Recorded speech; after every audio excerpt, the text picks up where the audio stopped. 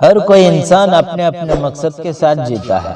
आइए हम देखते हैं कुछ बातों को मद्देनजर रखते हुए कुछ बातें हम आपके सामने रखने जा रहे हैं। जैसे कि हमने देखा कि अय्यूब के बारे में कि अय्यूब अपने जीवन में बहुत कुछ ईमानदार था, यानी कि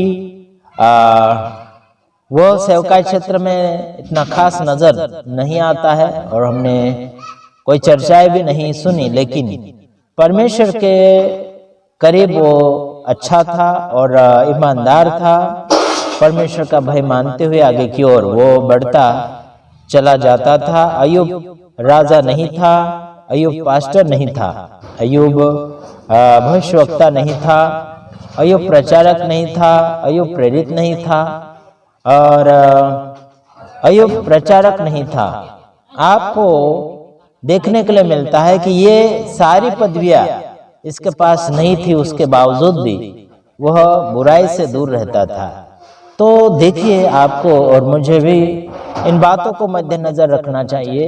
केवल पास्टर लोगों का ही काम ये नहीं है कि वो इस पदवी पर रहे, बल्कि ईमानदार मसीह लोग भी होना चाहिए, विश्वासी भी होना चाहिए। तो तब भी यानी कि ये इतनी पदवी इसने नहीं पाई थी, फिर भी यानी कि तब भी वह बुराई से दूर रहता था, परमेश्वर का भय मानता था और खराई से परमेश्वर के साथ चलता था।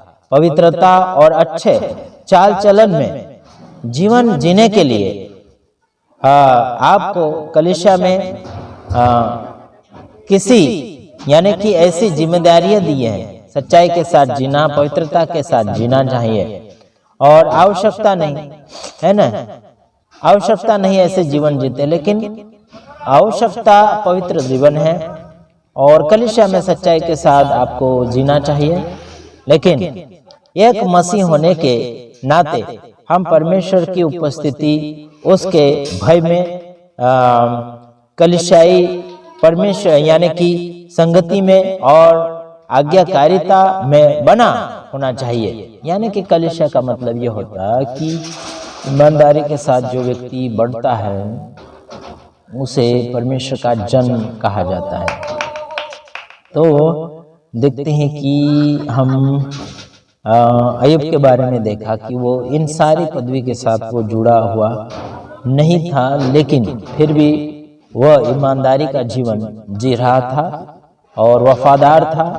उसकी चर्चाएं जगह जगह फैल रही थी, यानी कि परमेश्वर उसके बारे में है ना जानता था कि वो धर्मी था, ईमानदार था, नियमित रूप से चलता था, परमेश्वर का डर और भय माना किया करता था।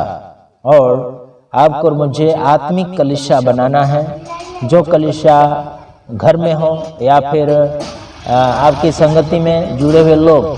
सच्ची कलीसिया उसी को कहा जाता है जो परमेश्वर के वचनों के साथ चलते हैं, वचनों के साथ आगे बढ़ते हैं और वफादारी के साथ जीते हैं और आगे की और ईमानदारी दिखाते हैं। साथ ही साथ मैं आपको ये बताना चाहता हूँ कि इसके पास इतनी सारी पदवी नहीं होने के बावजूद भी ये खराई के साथ चल रहा था।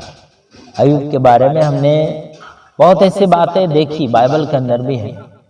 अय्यूब के अंदर आप देख सकते हैं अय्यूब की किताब में वह व्यक्ति कैसा था, लेकिन वह कभी भी हिम्मत नहीं हारता था, चाहे कुछ भी हो जाए, लेकिन वो विजय की ओर जाता था।